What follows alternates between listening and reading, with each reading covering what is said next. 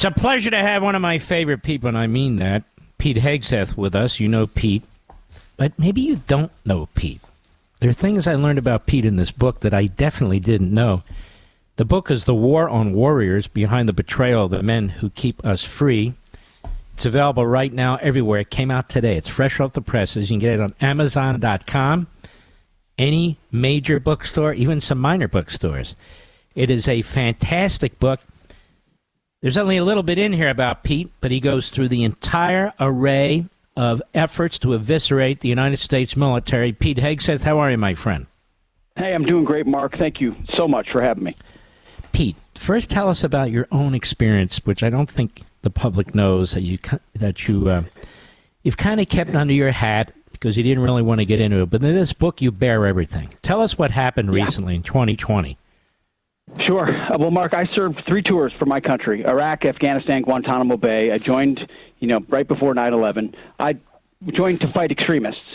And then in 2020, I was in the D.C. National Guard, and I was part of the riots that happened in 2020, holding a riot shield outside the White House. I'd been a member of the unit for a while. January 6th happens, and then the whole National Guard is mobilized to Washington, D.C. I'm a part of that. I have orders to go defend Joe Biden's inauguration. Before you go on, everyone had orders. When did those orders go out? Do you remember? Those orders would have gone out after January 6th, so they would have gone out, in between January 6th and January 20th, okay. Somewhere in those 2-week period. Yep. Okay. So the orders are cut for everybody to be there. I've got a little bit of a special circumstance because I host a television show in New York on the weekend, so I'm only just that 5-day period in the middle, but I'm definitely going. And it was understood everybody's going.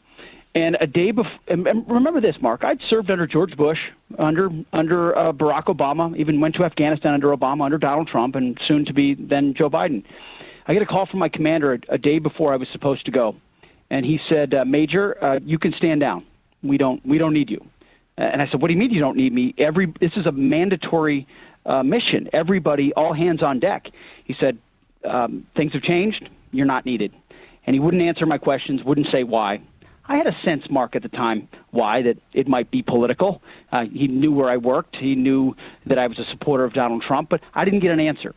Well, of the writing of the book, I called back leadership of the unit, who was one person in particular who was willing to talk. He'd been a part of the deliberations, and he confirmed for me that I had been deemed an extremist by my unit because of a Christian tattoo I have on my chest, which is a very common Christian tattoo, the Jerusalem cross, and it had been used as its excuse to say that I was a white nationalist.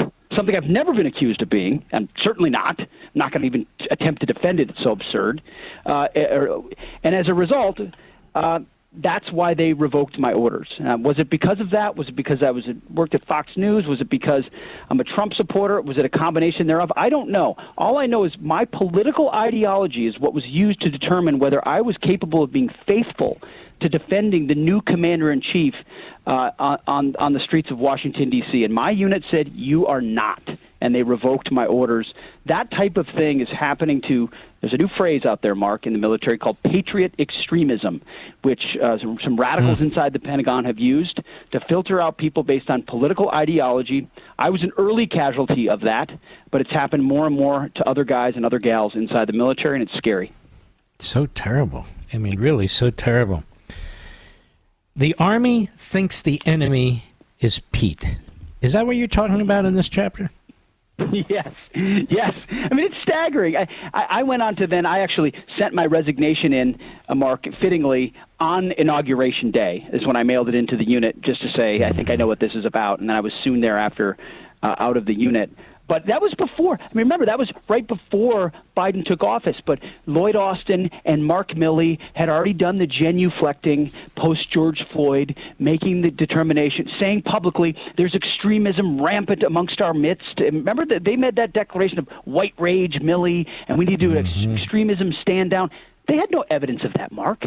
And when the evidence came out, it showed, and we lay this all out in the book, War on Warriors, that the military is far less extreme and far less racist than the general population. They found 0.007% of service members versus 7% of the country, because the military has long been a forcing function to get rid of racial strife, and it's always been the case. So they made it up to kowtow to politicians who were demanding, Black Lives Matter statements from everybody, and our leadership did it, and that's a failure at every level, and a genuflecting to radicals, and then it got worse under Biden, obviously. The book is The War on Warriors. You can get it at Amazon.com. It'll show up tomorrow. I encourage you to do that, or any major bookstore for that matter. Now, I like to go to this chapter because this chapter kind of actually plays into what you were just saying, which is Marxist adjacent military academies. Tell us about that. Yes. Well, if you want to solidify, see, right now what you have are generals at the top who are willing to be political. They put their stars down and they've become beholden to left-wing ideologues. You wrote the book, The Democrat Party Hates America. You've exposed Marxism at the highest levels. Well, they're pushing it into the military. And generals who comply with that, they get promoted. And then they're willing to push the gender-neutral stuff, the lowering of standards, the CRT, the DEI, the climate garbage, the extremism. That's one part of it. But the middle ranks of guys and gals serving, they don't buy this garbage. They don't want to be a part of. They didn't sign up to go to Harvard, some lunatic land. They signed up to a meritocracy that's lethal, that builds a team to fight and win wars. They want to be warriors. Well, if you're going to consolidate this ethos of a far left-wing thinking, you've got to start indoctrinating the young officers. And so what our military academies, meaning West Point, Annapolis, Colorado Springs for the Air Force, decades ago they got rid of military instructors because of a shortage of it. It was cheaper to bring in civilians.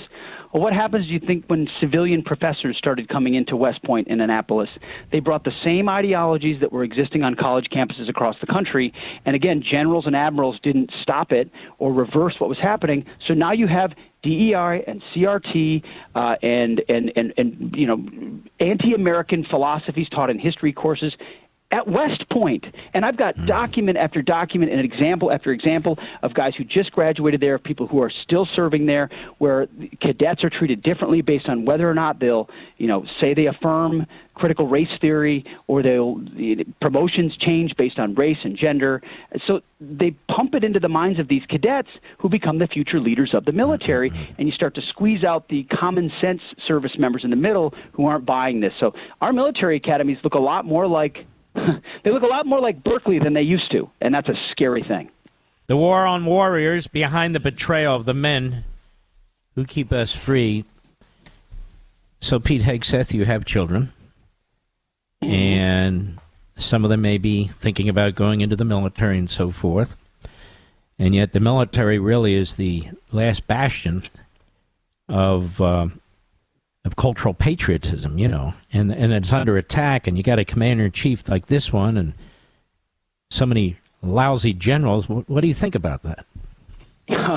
As always, Mark, you're right over the target. That's the operative question of the book. It's really why I wrote it, because I spoke with so many other vets who asked themselves the question, would I recommend that my own kids serve? And at first I thought it was automatic, and then I started really looking at everything saying, I don't know. And so the last chapter of the book, the epilogue, is a letter to my sons. I have 5 of them. They're young, but the question is, would I recommend that they serve? And I waited, I wrote the entire book, and then I waited to write that letter at the end because I wasn't quite sure where I would come out. And ultimately, Mark, with a new commander-in-chief, I believe there's so many patriots in this country who are willing to put the country first and put their life on the line for it if that country's deserving of it. And there's a reservoir of that goodness. Ultimately, I said, if not my sons, then who's it going to be? I say it as a joke, but it's true. There aren't enough lesbians in San Francisco that are going to join the 82nd Airborne. It's not. Yeah. That's not. It's got to be patriotic boys, mostly boys, plenty of girls, but mostly boys. From Kentucky and Tennessee and Texas and Wisconsin and all over the country who say, "I will do my duty." And so I ultimately do recommend that they should serve. And there's some nuance in why I recommend it, but I reserve the right, in 4 or 5 years to make a different recommendation. But you said it, Mark, when we went to the break. You're right over the target. This is different than education. This is different than tax rates, which you can flee by moving to a different state. This is just like one of the topics you talk about the most, our judicial system. We only have one justice system. We can't recreate a set of our own courts on the side. We have one. Either we save it and it has integrity and it actually follows the rule of law blindly, or it doesn't. Same with the Pentagon. And so if we don't fill it full of patriots, who are willing to push back even at the lowest level, we're going to lose it to the wokesters. And I won't let that happen in my generation if I have a fighting chance. By the way, which branch would you recommend? Any? Well, you know what? I don't recommend a branch, but what I do recommend in that letter is that they move into, as much as they're able to, the elite forces. So go join the Green Berets, go join the Navy SEALs, go join the MARSOC Special Forces, go join the Army Rangers, go join the best of the best where a lot of this stuff isn't still there and where you'll find an elite brotherhood. It's creeping in there too, but my recommendation, I don't care what service you're in, just go join the best. What do you see for the future of the United States military? It'll matter who the commander-in-chief is, obviously, right? Big time, big time, big time. It's a top-down command organization. A new commander-in-chief can create a whole new ethos. You got to fire a lot of woke generals. As Donald Trump said in our interview with him over the weekend, he said he would fire those generals. You've got to just root and branch, rip out the toxic stuff and return the standards to what they were, recognizing that men and women are different. And then you've got to be judicious about how you use that military, Mark. I mean, look at what happened in Afghanistan. That's a part of the reason the recruiting crisis is so bad as well. Like, are we training to fight the last war, or are we training to fight the next war, and are we building a military capable to defeat our peer adversaries? Because right now China's building a military specifically designed to defeat us, and we're building a military that's designed to fight the last war and serve defense contractors. And a lot of it is because generals go along to get along, then they leave government, and then where do they go, Mark? They go straight into the defense industry, where the feedback loop continues, and the weapon systems and the procurement process never changes.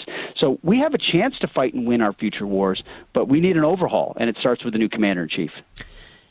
And obviously you need merit when it comes to the military, or people are going to die. And yet we have this DEI poison that is now flooding the United States military, is it not?